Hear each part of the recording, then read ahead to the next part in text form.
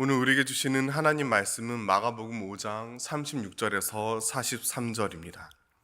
마가복음 5장 36절에서 43절입니다. 저와 한 절씩 교독하겠습니다. 제가 먼저 36절 읽겠습니다. 예수께서 그 하는 말을 곁에서 들으시고 회당장에게 이르시되 두려워하지 말고 믿기만 하라 하시고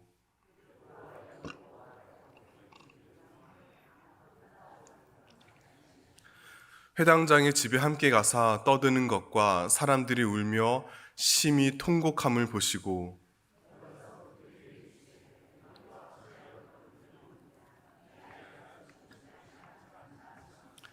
그들이 비웃더라.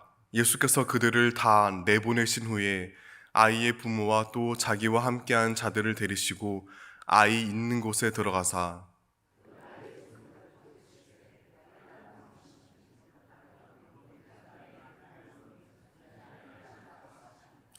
소녀가 곧 일어나서 걸으니 나이가 12살이라 사람들이 곧 크게 놀라고 놀라거늘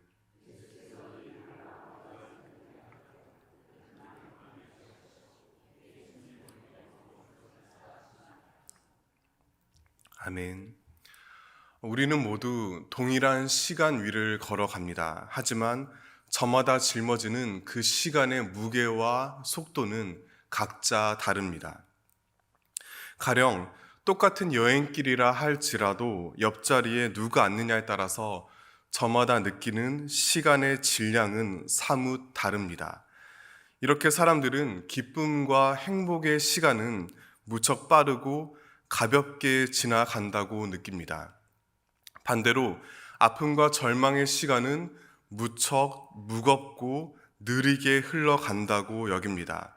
따라서 누구나 고통스럽게 천천히 흘러가는 시간 대신 손쉽게 지나가는 시간의 물결에 자신을 담그기 원합니다. 하지만 느리고 무거운 시간은 우리 의지와는 상관없이 갑자기 닥쳐옵니다. 그런데 만약 그 순간, 그 고통스러운 순간의 무게를 더욱 늘리고 지체하는 일이 일어난다면, 그렇게 만드는 사람을 눈앞에 둔다면 과연 어떻게 반응하시겠습니까? 오늘 함께 읽은 성경 말씀에는 그 어떤 누구보다 느리고 무거운 시간 위를 지났던 한 남자 이야기가 나옵니다. 그는 바로 야이로입니다. 본문 앞에는 지금 그가 처한 매우 참담한 상황을 극명하게 보여주는 장면을 우리에게 알려줍니다.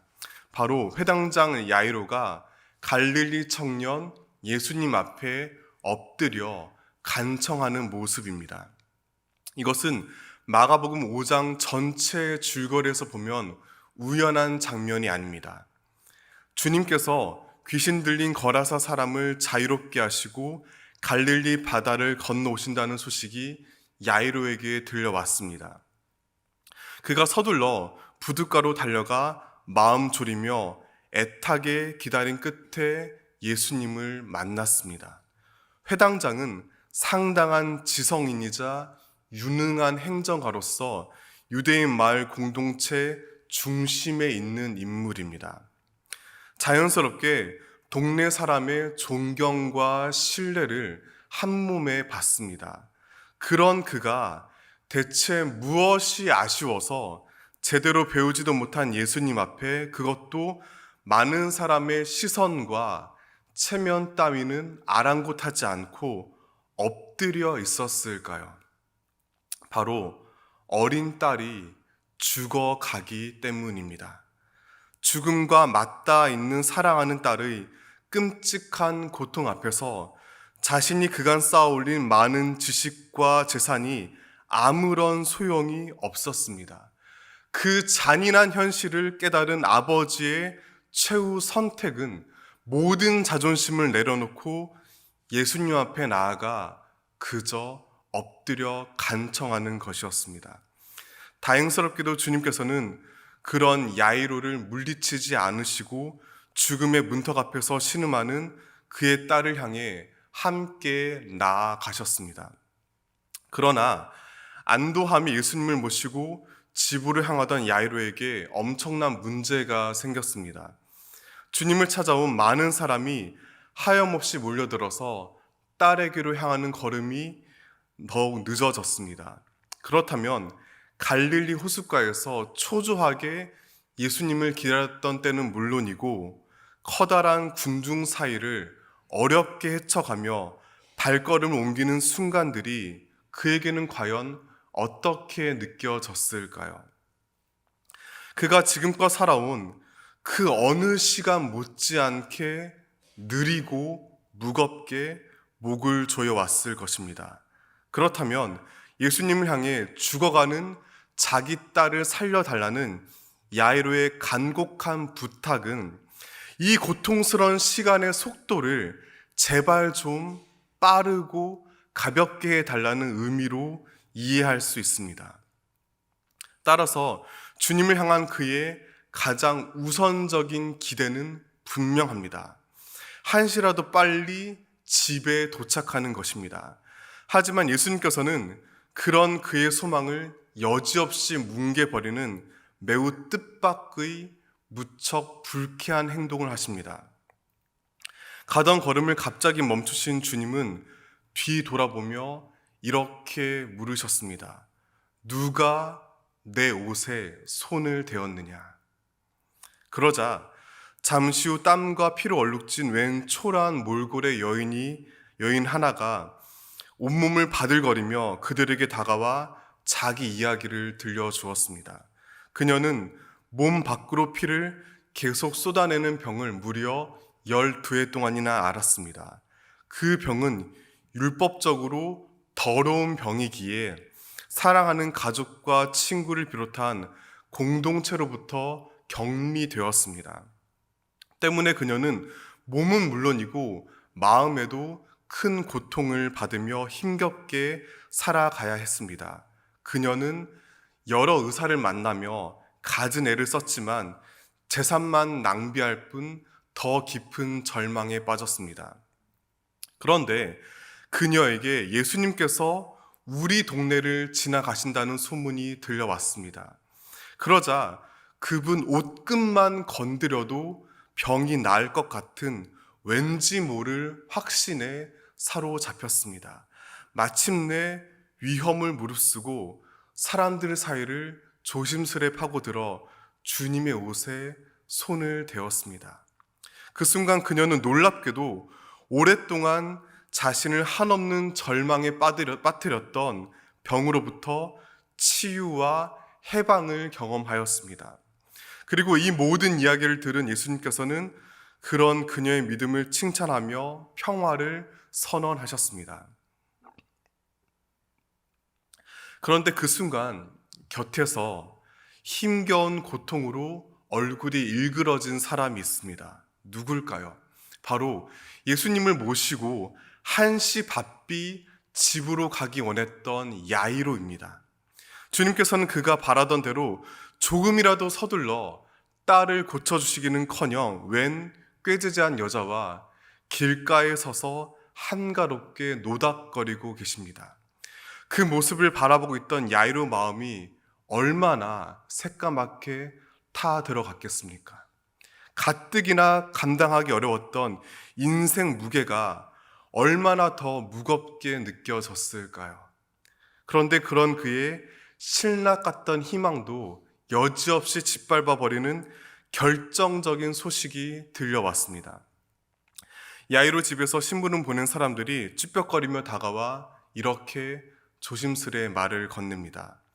회당장님, 따님이 그만 숨을 거두었습니다. 예수 선생님 헛걸음 시키지 마시고 그만 돌려보내는 게 좋을 것 같습니다. 여러분이 만약 이때 야이로와 같은 상황이라면 마음이 어떨 것 같으십니까? 우리를 한없이 괴롭게 만드는 느린 시간의 육중한 무게에서 조금이라도 빨리 벗어나기 위해 예수님을 찾아가 모든 것을 다 내려놓고 그 앞에 어렵게 엎드렸습니다. 하지만 그럼에도 나의 절망을 해결해 주시는 주님의 걸음이 너무나 더디시다면, 아니 멈추어 계시다면 그 예수님을 어떻게 바라보시겠습니까? 그때 주님을 향해 쉼없이 솟아오르는 분노와 원망은 차마 그 어떤 말로도 표현하기 힘들 것입니다. 그런 까닭에 그저 할 말을 잃은 채 넋을 놓고 있는 야이로를 향해 예수님께서는 이렇게 말씀하십니다. 두려워하지 말고 믿기만 하여라. 두려워하지 말고 믿기만 하여라. 그렇게 무심한 말씀을 건네신 후 예수님께서는 가까운 제자 3명만 데리고 태연하게 그의 집으로 들어가셨습니다. 그곳에서 숨을 거둔 채 눈을 감고 있는 소녀의 손을 잡고 일으키시어 마침내 살리셨습니다. 야이로를 힘겹게 하며 절망 끝으로 몰아넣었던 무겁고 느린 시간에서 해방시킨 은혜로운 순간입니다. 그런데 여기서 우리는 그녀의 죽음을 슬퍼하며 울고 있는 사람들을 향해 예수님께서 하신 말씀을 주목해야 합니다. 39절 다 함께 읽겠습니다. 들어가서 그들에게 이르시되 이 아이가 죽은 것이 아니라 잔다 하시니, 예수님께서 야이로의 집에 들어간 지금 그 아이는 분명 죽어 있었습니다. 분명한 사실입니다. 하지만 주님은 소녀가 죽은 게 아니라 잠을 자고 있다고, 즉 살아있다고 선언하셨습니다. 그리고 그 말 때문에 조문객의 비웃음을 샀습니다. 대체 예수님께서는 그렇게 말씀하셨을까요?